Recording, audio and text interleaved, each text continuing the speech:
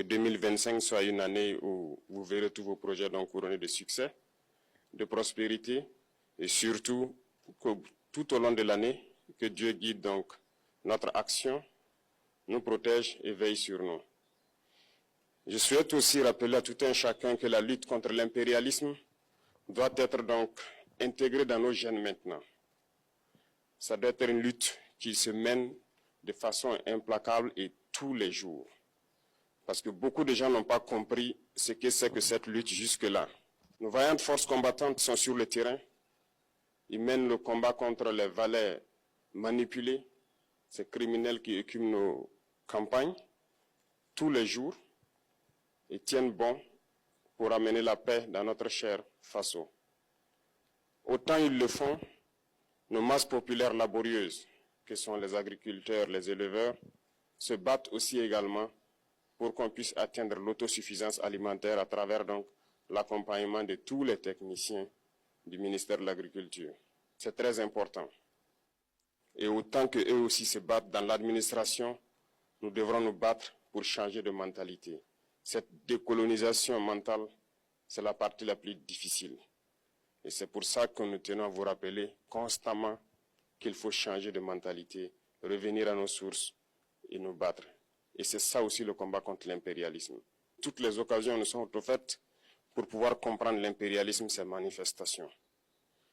Quand je prends dernièrement les propos d'Emmanuel Macron sur l'Afrique, eh bien, tout Africain conscient devrait donc comprendre très vite tout ce qu'il a pu nous dire et qu'est-ce que ça signifie.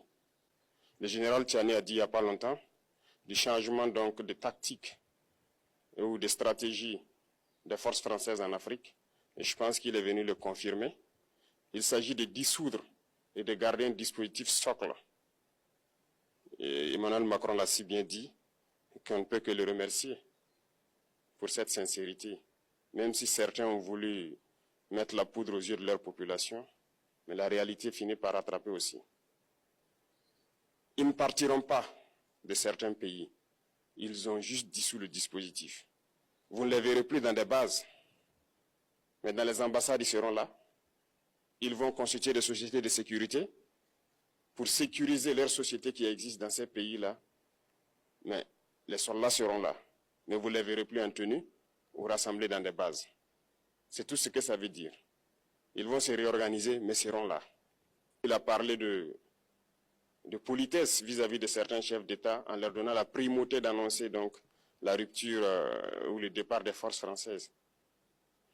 Ça nous importe peu, on peut dire, mais tout ce que nous savons, c'est que si vous voulez une rupture avec ces forces impérialistes, c'est simple, on dénonce les accords. Tout commence par là-bas.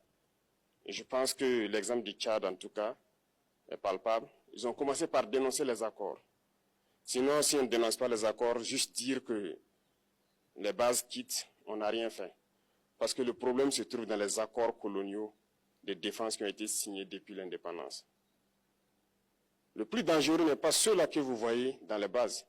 Le plus dangereux, ce sont les conseillers militaires. Les conseillers militaires existent dans tous ces pays. Ils ont existé au Burkina aussi jusqu'en fin 2022, jusqu'à ce que nous prenions nos responsabilités. Et qui sont ces conseillers militaires? C'est ceux-là qui sont censés mettre en pratique la politique de la France ici. Ils doivent travailler à rendre nos armées très faibles pour que la France puisse toujours avoir l'argument d'exister ici. Sous Blaise Compaoré, ils avaient réussi.